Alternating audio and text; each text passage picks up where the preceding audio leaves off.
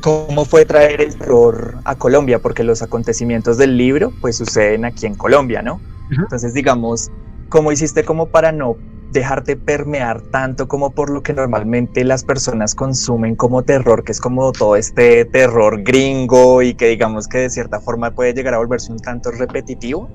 Entonces, Ujú. ¿qué hiciste tú? O sea, ¿cómo fue ese periodo de investigación, digamos? ¿Qué clic hiciste para decir esto es terror colombiano y no terror gringo? Uf, esa también está interesante. Bueno, lo primero, yo diría es precisamente no tener miedo a dejarse influenciar, sino por el contrario, dejarse influenciar a propósito, pero entonces el truquito está en qué hace uno con esas influencias, porque cuando uno, digamos, cree que está siendo muy original o cree que se está inventando algo, lo que está haciendo es repetir algo que alguien ya hizo tal cual. Entonces lo mejor que puede hacer uno es ser muy consciente de todas las influencias y simplemente coger esos elementos que ya se conocen y darles la vuelta o mirarlos desde otra perspectiva, sí, tratar de ponerle un elemento que lo haga fresco, que haga que no sea exactamente lo mismo, porque claro, todos sabemos que en todos los temas, en los tipos de historias, los temas van una y otra vez los mismos, porque los seres humanos pues siempre estamos pensando sobre las mismas cosas. Entonces, claro, uno ve historias de vampiros, hay por montones, pero uno puede enfocarlas o tratar un tema específico con los vampiros que sea un poquito fresco. Entonces, eso es lo primero, conscientemente dejarse permear de todo, absorber todo y mirar en dónde están las cosas que a uno no le gustan. Eso también es súper importante. Cuando uno ve algo muy repetitivo y que ya le molesta tanto el cliché, es porque hay algo que a uno no le está gustando. ¿Qué es eso? Porque a uno no le gusta y buscar cómo darle la vuelta a eso. A mí personalmente me molesta mucho de muchas películas así, exorcismos y cosas sobrenaturales, cómo es que en muchos casos, por ejemplo en las películas del Conjuro, derrotan tan fácil a estas entidades sobrenaturales con un exorcismo católico. Yo le tengo como mis problemitas con el catolicismo y pienso que si algo puede espantar un demonio no va a ser un exorcismo católico. Entonces, claro, eso es algo que no me gusta y que de una vez, y bueno, voy a quitarle este elemento. Entonces ya se diferencia un poco del exorcista y todas estas historias que sí se basan en esta religión.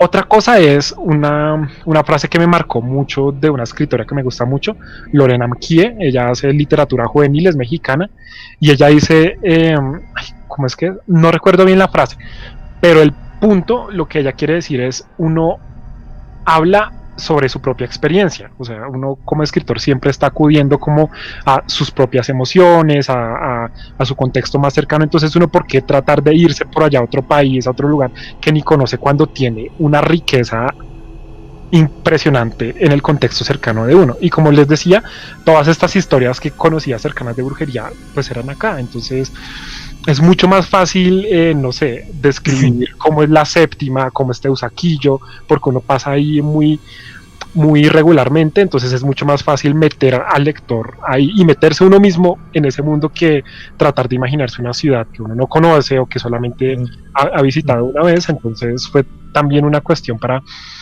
como para poderme conectar más con la historia, para poder realmente entrar de lleno y sentir lo que estaba escribiendo. Y además uno puede correr el riesgo de, si sea ir a otro país con sus historias, pues cagarla, o sea, poner algo que no está en el contexto, porque por más que uno googlee o lo que sea, o haya visitado alguna vez, no es lo mismo que vivenciarlo todos los días. Además que la colombianidad a mí me parece una delicia. O sea, nuestros dichos, nuestra idiosincrasia, lo que comemos, eso también tiene una riqueza a nivel artístico que tenía muchas ganas de aprovechar. Entonces también van a ver en este libro muchos dichos, muchos, no sé, almojábana, aguapanela, bueno, muchas cosas que son muy cotidianas para nosotros. Claro, No, muy tradicional. Y además que de cierta forma sí sería un respiro porque finalmente lo que nosotros, al menos de lo que respecta al terror, lo recibimos es de Estados Unidos más que todo. Todo lo que produce Hollywood, todos los grandes autores también provienen de Estados Unidos, la mayoría. Entonces siempre estamos recibiendo ese tipo de terror. y ya como que llegue algo de terror latinoamericano, colombiano, ya porque de cierta forma puede que muchas de las leyendas provengan de Europa, pero finalmente han tomado su forma aquí en nuestros países.